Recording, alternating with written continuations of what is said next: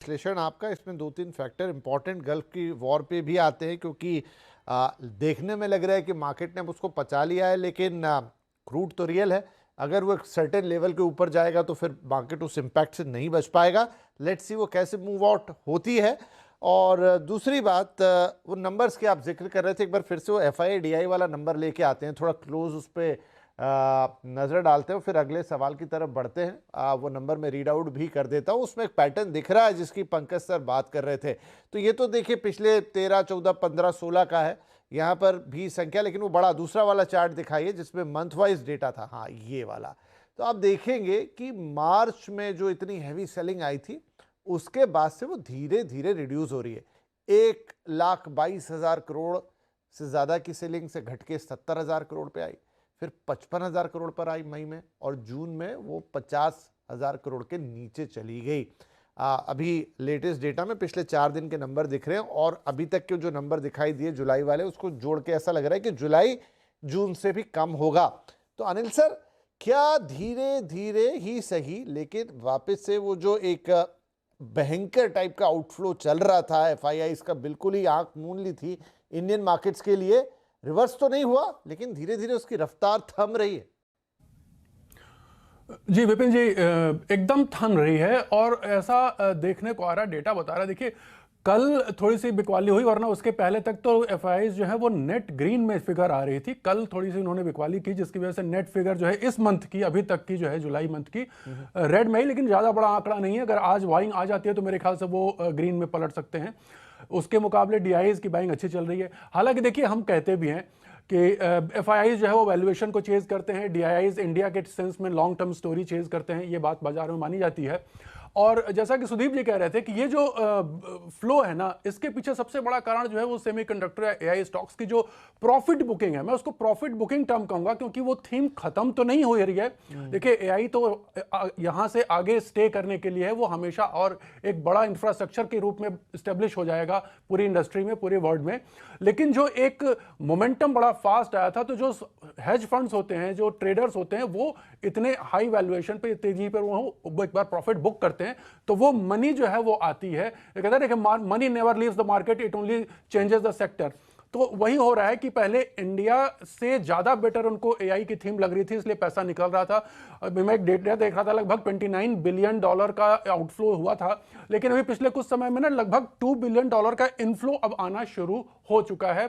जो specific counters हैं, अच्छे काउंटर्स हैं, स्पेशली IT में बाइंग दिख रही है, क्योंकि वहां पे वैल्यूएशन उनको अच्छा दिखाई दे रहा है। तो ये जो है, जो अच्छे काउंटर्स हैं, ये जो बैंकिंग सेक्टर्स हैं, या फिर जो आप कहें कि ऑटो सेक्टर हो गए, IT हो गए, इनमें खरीदारी आती हुई दिखाई दे रही है। और जैसे जैसे प्रॉफिट बुकिंग, क्योंकि वैल्यूएशन और का मिसमैच जो है प्राइस का, मार्केट कैप का बहुत ज़्यादा हो चुका है सेमीकंडक्टर और AI स्टॉक्स में, जो कि हम देख रहे हैं कि वहाँ से जो है वो प्रॉफिट बुकिंग हो रही है। और वो मनी फिर इंडिया में आने के लिए एक तरीके से कहिए कि यही एक प्लेस है, और कहां आप लगाएंगे पैसा। अगर आप एक ग्लोबल इन्वेस्टर हैं तो आपको जहां पे इस समय वैल्यूएशन दिखाई देगा वहां आप लगाएंगे, तो उसका सीधा सीधा असर दिखाई दे रहा है।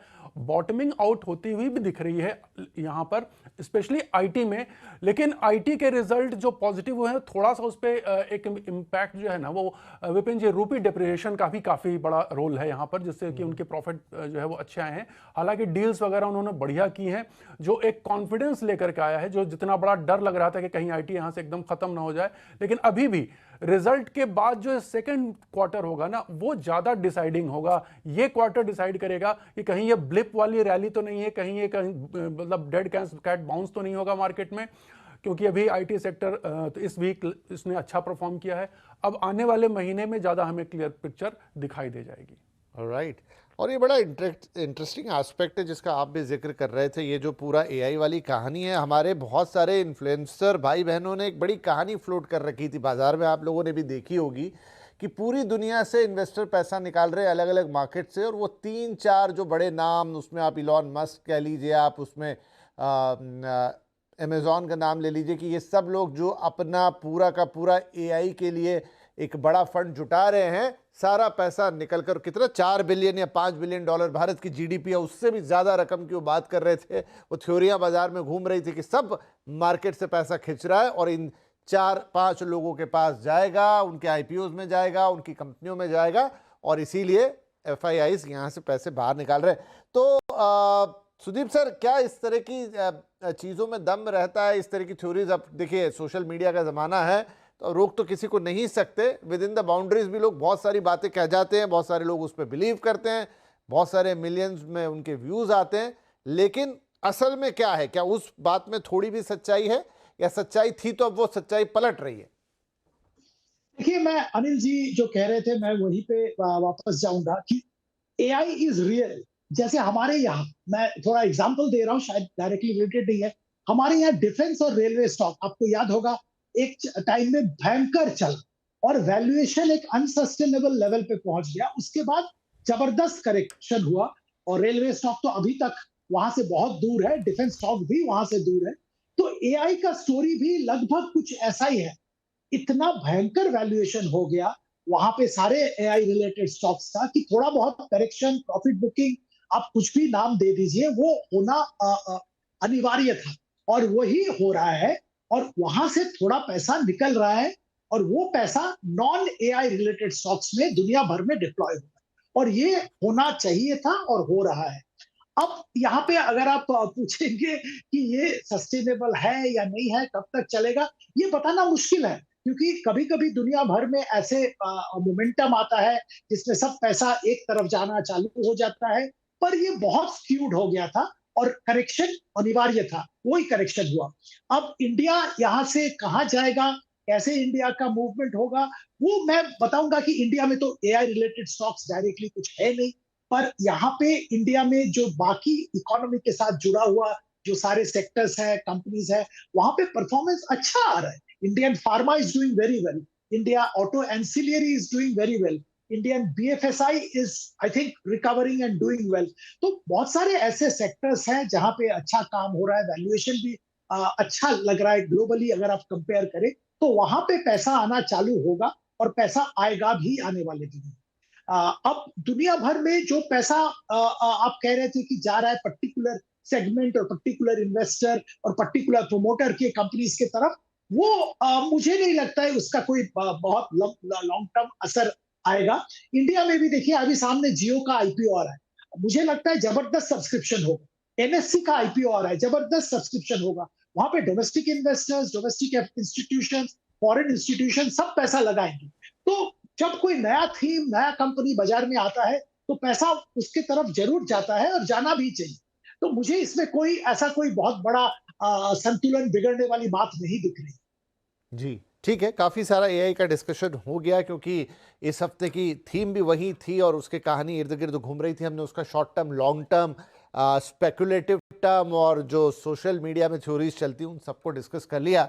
अब थोड़ा विषय परिवर्तन करते हैं। दलजीत सर, वेस्ट एशिया का ये वॉर, पूरी लड़ाई एक बार फिर से भड़क गई है। तो देखिए, देखने में तो ऐसा लग रहा है कि बाजार ने उस चीज़ को अब उतना सीरियसली लेना बंद कर दिया है कि ये दोनों तो लड़ते रहेंगे, एक दूसरे को कुछ कुछ बोलते रहेंगे, कभी इंटेंसिटी कम होगी, कभी ज़्यादा होगी, अलग अलग इवेंट्स में अलग अलग रिएक्शन आएंगे। लेकिन उसका जो एक रियल फैक्टर है वो है क्रूड। अभी तक तो उसने कुछ ऐसा खास तेज़ी नहीं दिखाई, लेकिन अगर वो मान लीजिए $90 या उसके ऊपर जाता है तो क्या बाजार इस चीज़ से अछूता रहेगा? विपिन जी, वो एक बड़ा रिस्क बना है और वो बना ही रहेगा। वो अलग बात है कि अब देखिए, हम पिछले ये 4-5 महीने से हो रहा है, लगातार चल रहा है ना, फरवरी से चालू है वॉर। तो एक ही न्यूज़ को कितनी बार आप डिस्काउंट करोगे और कितनी बार उस पे एक्ट करोगे। दूसरा, मुझे ऐसा लग रहा है कि मार्केट को भी थोड़ा समझ आ गया है कि ये ट्रम्प साहब के लिए एक मनी मेकिंग मशीन हो गया है। जब मन में आया एक ट्वीट कर दिया और उसके बाद $10-20 बढ़ गया, फिर $5 घट गया। तो ये एक, जब इतना सिंपल और ईज़ी हो जाता है तो फिर मार्केट को समझता है कि इसको, इस पे ज़्यादा ध्यान नहीं देना है। तो आई थिंक वही अभी हमें दिख रहा है। दूसरी चीज़ ये है कि नॉर्मली हमने देखा है कि वॉर के बाद जो है ना, सप्लाई बहुत डिसरप्ट हो जाती है और इसका लिए बहुत लॉन्ग टर्म लिंगरिंग इफेक्ट होता है। बट इस बार ऐसा लग रहा है कि सप्लाई डिसरप्ट तो होगी इस रीजन से, लेकिन उसकी भरपाई करने के लिए और काफी सप्लाई अवेलेबल है। लाइक वेनेजुएला वाला पहले अवेलेबल नहीं था, Iran will become available to world.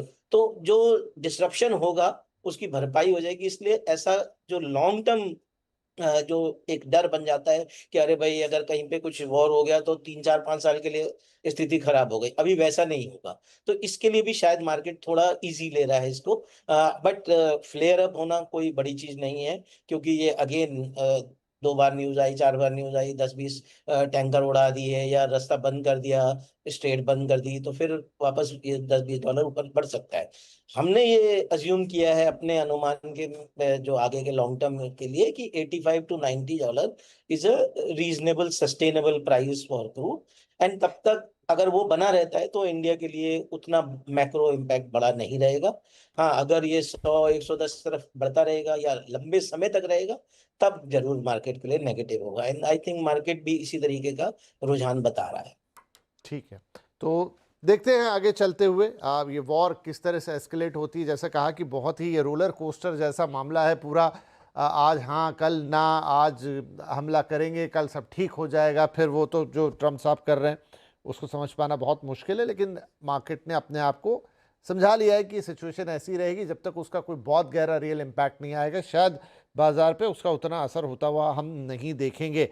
एक लेकिन जो बड़ा फैक्टर है पंकज सर, आपने भी जिक्र किया ही था, वो है मॉनसून, जिसको लेकर पहले ढेर सारी आशंका थी, El Nino super El Nino, लेकिन उसका आगाज भी थोड़ा ढुलमुल रहा, लेकिन बीच में एकदम से स्पार्क आया था।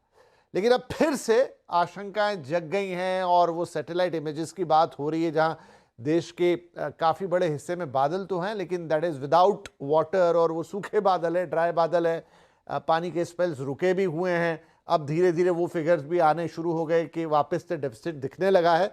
और अगर ये जो आशंकाएं या पहले के जो अनुमान हैं El Nino super El Nino वाले ये सही साबित होते हैं और मॉनसून में ये तो बड़ा गैप होता है या बड़ा डेफिसिट होता है, तो क्या इम्पैक्ट आता हुआ दिखेगा? देखो विपिन भाई, though I am no meteorological expert और monsoon expert, but definitely I think बादल और मानसून एक आंख मिचोली खेल रहे हैं हमारे देश के साथ इस समय। बट आई वुड से जैसे कि जिस तरह का अनुमान था शुरू में, आज से 3 4 हफ्ते पहले, कि we were staring at a very very severe kind of deficit, but एक बर्स्ट ऑफ मानसून आया पिछले दिनों, अब थोड़ा सा और आई थिंक दोबारा से थोड़े ड्राई आउट हुए। बट थिंग्स आर एनकरेजिंग, और जिस तरह का डेफिसिट 30 से 35% का शुरू में चल रहा था, I think that has been curtailed to about 20-25%।